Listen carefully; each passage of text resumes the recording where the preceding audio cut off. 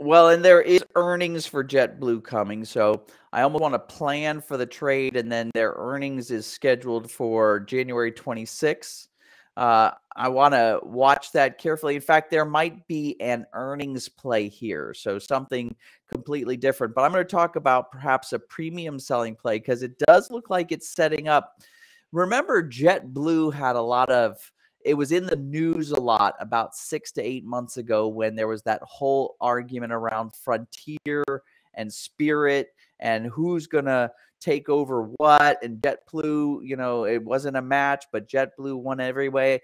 When it was in the news, I wasn't as actually interested because you know, uh, I couldn't forecast what the everyday investor who pays attention to the mainstream media might do. But now that that's all behind us, the airlines in general, despite their fuel costs are very expensive, despite some of the logistics issues that we heard about with the FAA going down just this past week. They're making money, right? They're not only making money, but they're busy as all get out. And so airlines are still now my focus. And JetBlue specifically has always been a very well-run company. One of their focuses was we're not going to get too diversified. We're going to go to only a couple of profitable destinations that are highly traveled. We're going to count on those other airlines to get you that last little piece, but we're going to do the most profitable flights, and we're going to keep our airline the planes, we're only going to buy the same sort of plane. So we only have to have the same sort of pilot and the same sort of mechanic. So they have a very well-run business. And when we look at their price of their symbol, you can see that they fall into the pattern that premium sellers love, which is this sideways kind of choppy pattern. And it looks as though, and the reason why I wanted to feature this, it looks as though they're forming a top.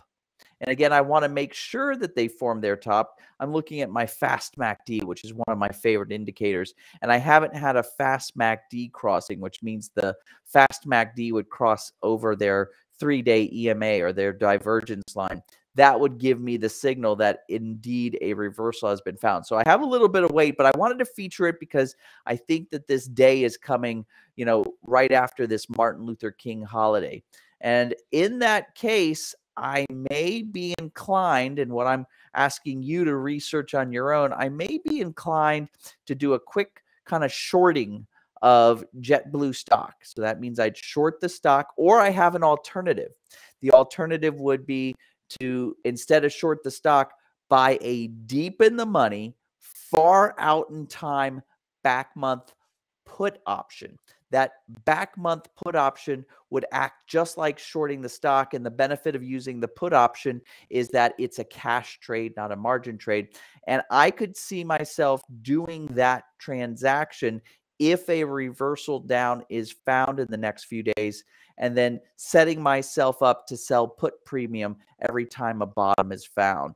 And again, I am a little bit concerned about this earnings on January 26th, but I may hedge this premium selling position, put in all the risk stops, plan out everything in advance, still do that trade, and then look to pile on a earnings play trade as we get even closer to the earnings date.